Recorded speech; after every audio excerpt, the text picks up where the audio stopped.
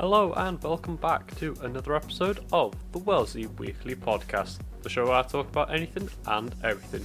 My name is John, aka Wellsy, and today is episode 43. So, just before I get into today's episode, I want to have a little bit of a rant, because I'm not happy at the moment. So I've just spent the past half an hour, maybe even longer, just trying to set up this podcast, and for some reason, my microphone's just had white noise just like playing in the background. I don't know what it was. I've checked all the wires, I've checked all the wire connections, all the positive, negative and ground, to make sure the solder was all right. I've swapped the microphone out because I've actually got a spare microphone here in the little, at my dad's house. I just couldn't do anything. And then I turned everything on and off again, and then it started working again, which is baffling. But oh well. And now, when I've just started recording, we can also hear the rain because it's absolutely peeing down here today. So yeah, not the best of starts, but we shall continue anyway. So, this week, what have you been up to? I hope you haven't been too bored in lockdown. Me, personally, I've been keeping myself a little bit occupied, purely because I've got a lot of university assignments to do. And I've actually submitted 3 assignments this week, ready for another 3 assignments to be handed to me on Monday, or tomorrow in my case.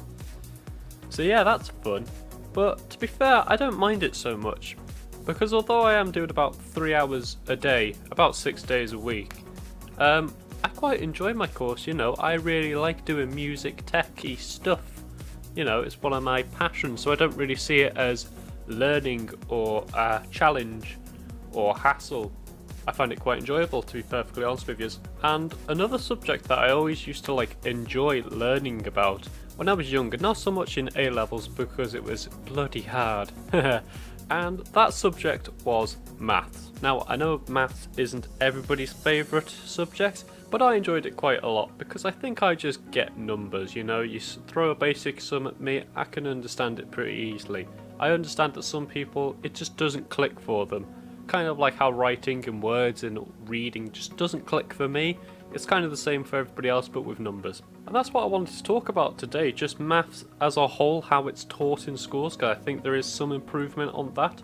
Just a few tips and tricks to help you with maths and hopefully make you hate it a little bit less. But before I get into any of that, I want to tell you that the question for today is, do you actually enjoy maths? Are you somebody who, like me, actually likes maths? I know we're nerds, but it's fine. Or are you somebody who absolutely despises it? Let me know down below in the comments if you want to share your thoughts and opinions. Whether you come from YouTube, Facebook or SoundCloud, all are welcome here. Now, let's kick things off with the most hated thing about maths. Well, I think personally anyway. Because I hear a lot of people complaining about algebra, and I hear a lot of things such like, oh, why do we have to use letters instead of numbers?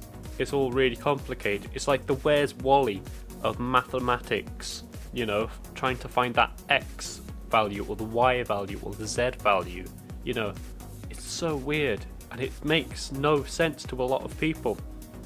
And I also hear a lot of people saying that, oh, we don't use math in real life situations, and that is just simply not true. We use maths in a lot of different ways throughout our lives, but we just don't see it because we're trained in schools to jump through hoops essentially and have the maths questions look like a certain particular way. But in real life we use maths constantly, especially algebra, and I've got a few examples for you here. One of the more common things of using algebra is actually those fruit puzzles on social media and Facebook, Instagram, when you've got apple plus apple plus apple equals 30.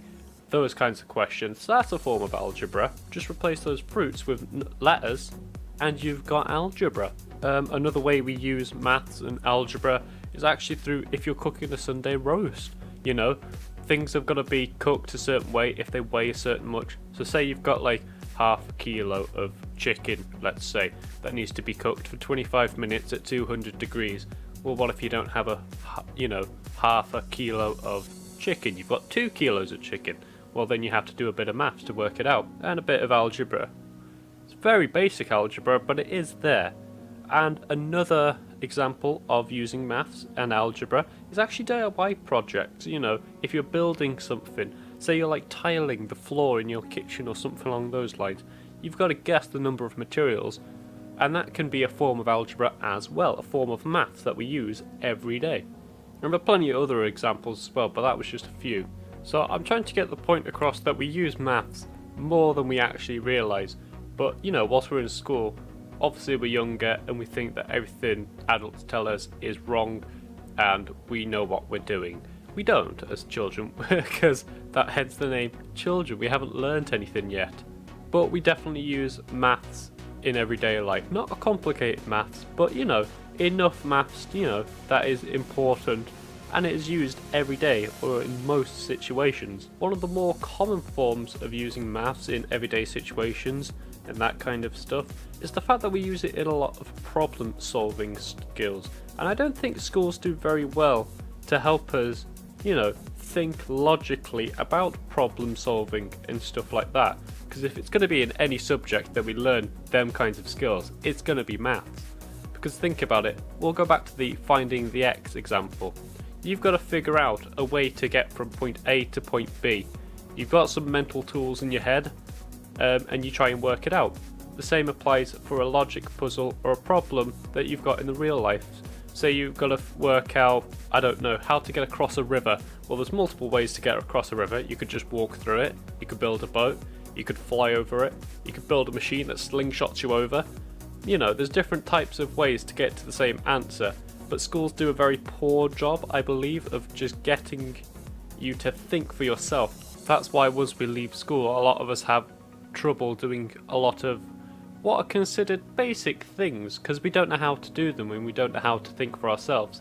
Like I said earlier, we've just been trained to go through one hoop after another, not figure out how to get, through the hoop on our own. So we've been hand-fed, to get from one point to another, and now that we're in the real world, it is very hard to do. And I think that this could be remedied a little bit in the way that we teach maths to, in education in primary school, high school, maybe not so much A level because that's more specific maths. You kind of choose to do maths, you want to do maths at that point. But if I was in charge of reinventing how we teach maths to kids and all that kind of stuff, this is the approach I'd do. First of all, don't rush them into really complicated maths if they haven't understood the basics first. Get everybody to have a very good basic understanding of maths. That includes the multiplications, division, all the basics, basic algebra, geometry, that kind of stuff. The next thing I'd do is, from the basics, we try and get people either learning more problem solving and logical thinking, so that once they leave school, they're actually able to think for themselves rather than just being hand-fed on a spoon. That way, once they leave school, it's not so much of a shock to their system when they have to think for themselves. And the third thing I'd do is trying to get people interested in maths, but not so much maths as a whole, more as a specific genre or subcategory of maths. So do you know how we've got science, and that's categorized into chemistry, physics and biology? Well, they can be split up into even smaller sections like astrophysics or mechanics or engineering, those kind of things. Maths can be done the same way, but it's just a little bit hard because they can all interconnect with each other quite well. But if you can get people or kids interested in a certain area of maths, they might enjoy it a little bit more. Also make the lessons a lot less theoretical and maybe more practical is another suggestion, just because I don't do very well at sitting down still for a very long time. So I would definitely benefit from that, and I think a lot of other people would as well. But I did still understand maths relatively well, and I still do understand maths relatively well. But that's not because, I worked really hard in school or anything like that. No, it's because I think I learned quite a lot of cheats and tricks and tips to actually do math really fast in my head without needing a calculator. I could skip steps and stuff like that. And it's like having a mental toolbox essentially. And I've just got better tools for the jobs. So instead of having to use a calculator, I could potentially calculate square numbers in my head for any number.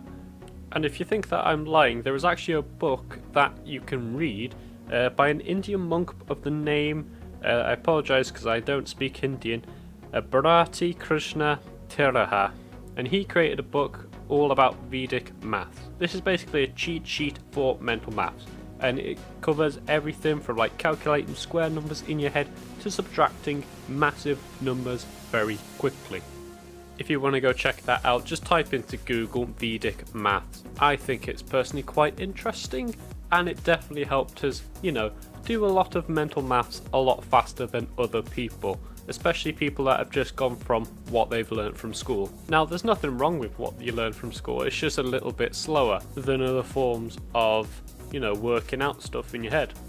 But that's just my opinion, because I quite like maths. I think it's quite interesting to learn all these tips and tricks and all these little cheats and, how to work stuff out. I think that stuff's quite fascinating. And I hope you found today's podcast quite interesting as well. Maths might not be your favourite thing in the world, but I hope this podcast has kind of shown you a different perspective on things. You'll probably still use a calculator and probably still hate maths, but hopefully I've given you some food for thought. I'll remind you that the question for today is, do you actually enjoy maths? Let me know down below in the comments. That's it from me today. I hope you have sort of enjoyed today's episode, and remember to enjoy a cuppa.